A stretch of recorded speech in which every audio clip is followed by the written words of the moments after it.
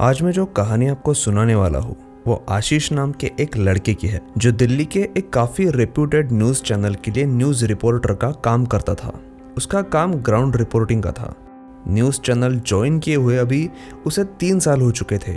उसे अच्छा खासा एक्सपीरियंस था, लेकिन इसके बावजूद उसका जो बॉस था उसकी सैलरी बढ़ाने के लिए मना कर रहा था।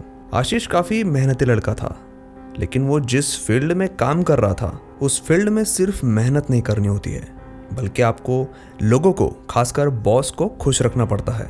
ये बातें आशीष को पता थी, लेकिन फिर भी बॉस के हाँ में हाँ मिलाना उसे नहीं आता था और ना ही ऑफिस में पॉलिटिक्स खेलना उसे आता था। इसी वजह से उसके बाद में ज्वाइन किए हुए सारे लड़के सैलरी के मामले में उससे आगे निकल गए थे।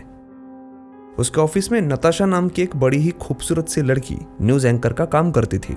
आशीष मन ही मन उसे पसंद करने लगा था, लेकिन आज तक वो उसे कभी अपने दिल की बात नहीं बोल पाया।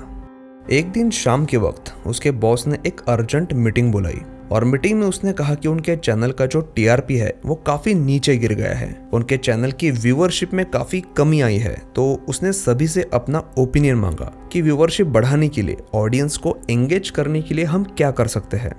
सभी लोगों ने अपनी अपनी राय दी। जब आशीष की बारी आई तो उसने भी अपनी राय दी और उसने कहा कि क्यों ना हम भारत में जो कई सारे प्राचीन मंदिर है उनके ऊपर डॉक्यूमेंट्री सीरीज बनाएं। कई सारे मंदिर ऐसे हैं जिनके बारे में कई सारे किस्से, कहानियां चलती आ रही है। हम उन्हें एक्सप्लोर करें और उनकी सच्चाई दुनिया के सामने लाएं। अब आशीष का ये आइडिया काफी अच्छा था और सरप्राइजिंगली उसका ये आइडिया उसके बॉस को भी काफी पसंद आया। आशीष को बिल्कुल भी अपेक्षा नहीं थी कि उसका ये आइडिया सब लोग पसंद करेंगे। ऊपर से उसके बॉस ने उसे ही ये डॉक्यूमेंट्रीज बनाने की जिम्मेदारी सौंप दी और पहली डॉक्यूमेंट्री का प्लान बनाने को कहा। आशीष काफी खुश था क्योंकि आशीष को हिस्ट्री सब्जेक्ट बहुत पसंद था। उसे पहले से ही जो प्राचीन मंदिर होते हैं उनकी रचना के बारे में जानना, उनसे जुड़ी किस्से कहानियों को पढ़ने का बहुत शौक था और इसीलिए उसने मीटिंग में ये आइडिया बताया था। और अभी 3 साल के बाद वो अपने मर्जी का, अपने पसंद का काम करने वाला था। तो जल्दी से उसने प्लानिंग की और वो अपने एक साथी के साथ दिल्ली से अपनी पहली डॉक्यूमेंट्री बनाने के लिए निकल पड़ा।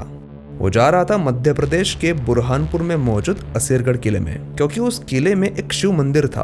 उस शिव मंदिर के बारे में एक काफी प्रचलित कहानी थी कि उस मंदिर में रोज रात को अश्वत्थामा शिव जी की पूजा करने के लिए आते हैं। अश्वत्थामा महाभारत काल के एक योद्धा थे जिन्होंने पांडवों के बेटों को सोते हुए मार डाला था और इसी बात से गुस्सा होकर भगवान श्री कृष्ण ने उनके माथे पर मौजूद वो मणि निकाल ली थी, जिसकी वजह से अश्वत्थामा को अमरत्व मिला था। और श्री कृष्ण ने उन्हें ये श्राप भी दिया था कि तुम ऐसे ही ये माथे का घाव लेकर दर दर भटकोगे, लेकिन ना कभी तुम्हारा ये घाव भरेगा, ना कभी तुम मरोगे और ना ही कभी कोई तुम्हारी मदद करेगा। आशीष का भगवान पर भरोसा था, लेकिन अश्वत्थामा की इस कहानी को मानने से उसका दिल मना कर रहा था। शायद उसके अंदर की एक क्यूरियोसिटी ही उसे इस मंदिर तक लेकर आई थी। आशीष और उसका साथी बुरहानपुर पहुंचे। काफी रात हो चुकी थी, तो उन्होंने होटल में स्टे किया और दूसरे दिन सुबह उठकर वो उस किले की ओर निकल गए। दिन भर उन्होंने पूरा किला घुमा और फिर हुआ शाम का वक्त।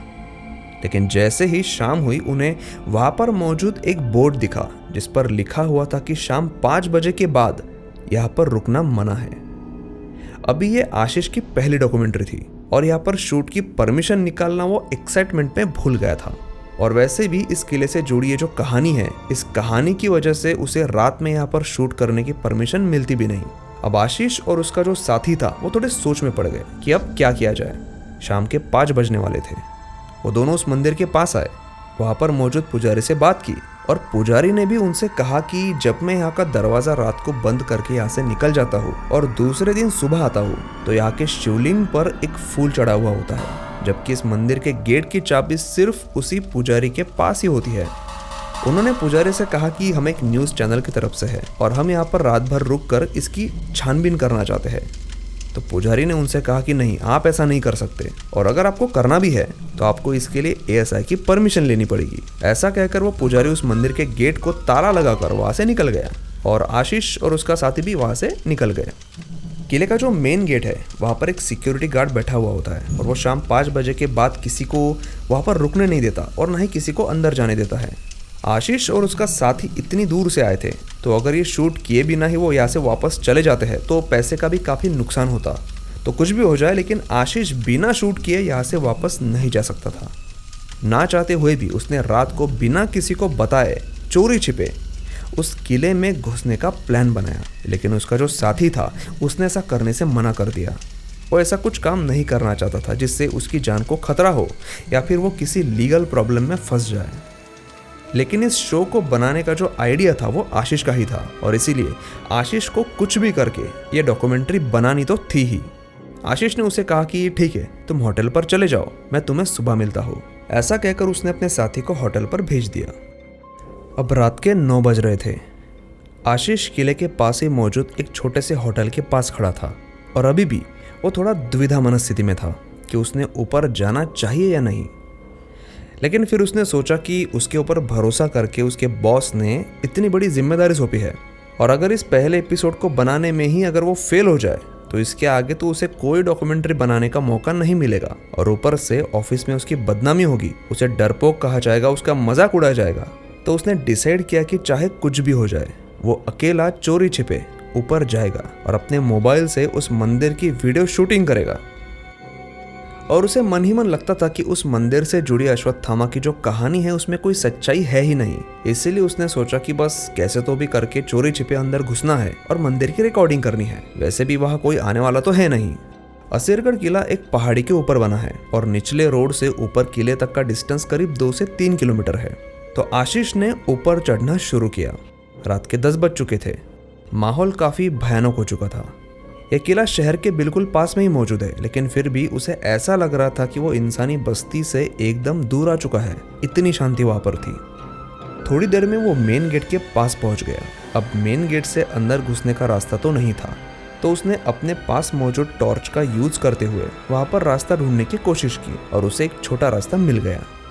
ये रास्ता किले के बाहर नीचे की तरफ जा रहा था और फिर झाड़ियों से होकर किले की एक टूटी हुई दीवार से होकर अंदर की तरफ निकल रहा था।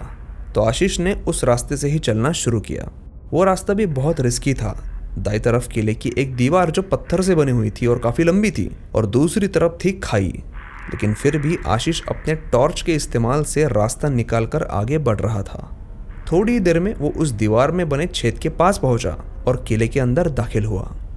अब उसके सामने नई चुनौती थी कि उसे मंदिर ढूंढना था, क्योंकि रात का समय था और वो इस झाड़ियों के रास्ते से होकर किले के नए हिस्से में पहुंच गया था। तो उसे डायरेक्शन समझ में नहीं आ रही थी और ऊपर से अंधेरा काफी भयानक था।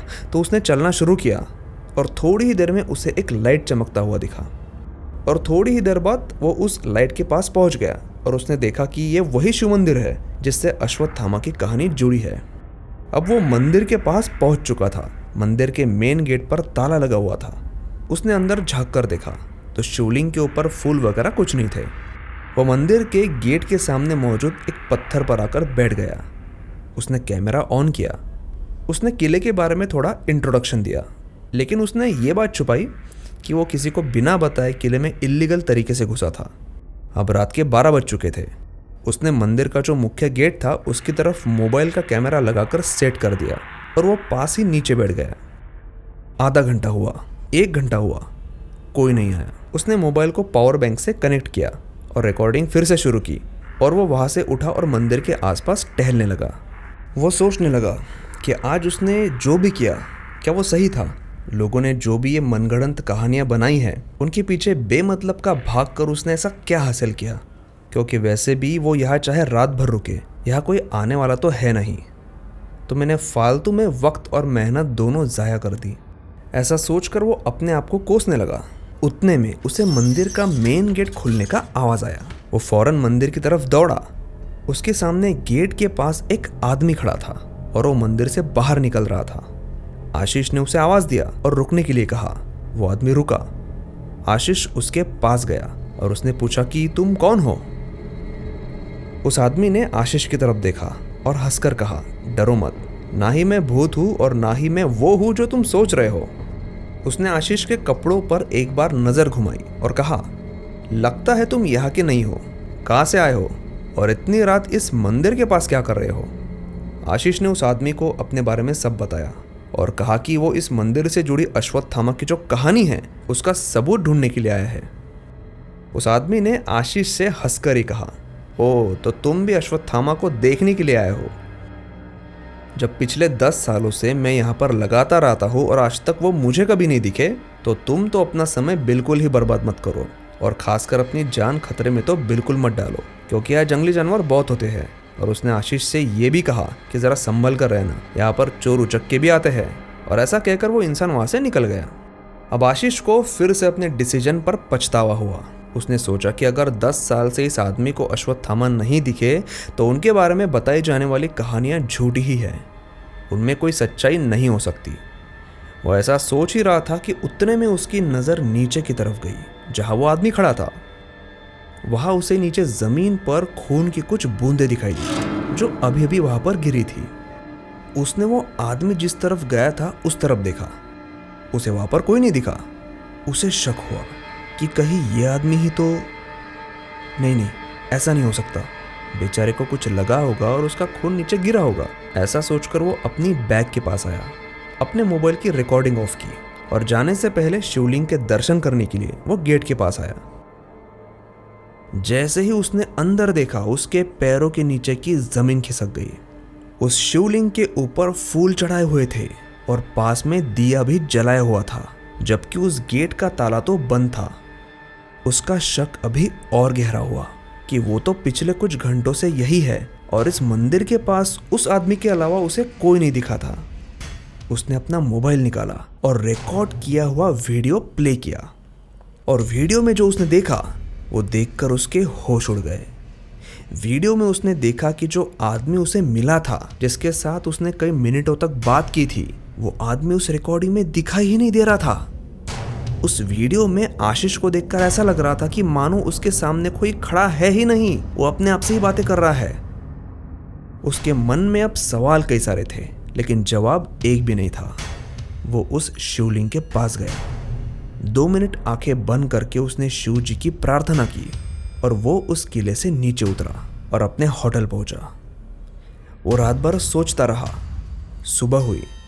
उसके साथी ने उससे कल रात के बारे में पूछा कि जिस काम के लिए वो गया था वो हुआ कि नहीं, उसे वहां पर कोई दिखा या फिर ये कहानी झूठ है। लेकिन आशीष ने उसे कुछ नहीं बताया। इनफैक्ट जब वो दिल्ली वापस गए तो उसने अपने बॉस से कहा कि वो डॉक्यूमेंट्री शूट नहीं कर पाए। उसके बॉस ने उसे बहुत खरी खोटी सुनाई। उसके कलीग्स ने काफ़ी मजाक उड़ाया, लेकिन फिर भी उसने किसी को कुछ नहीं बताया, क्योंकि उसे पता था कि अगर वो किसी को कुछ बताता भी तो कोई उस पर विश्वास करता ही नहीं। आज का एपिसोड आपको कैसा लगा नीचे कमेंट करके ज़रूर बताइए, और अच्छा लगा हो तो प्लीज़ लाइक ज़रूर करिए, ताकि ऐसे ही इंसिडेंट्स और कहानियाँ मैं आपके लिए लेकर आऊँ। धन्यवाद।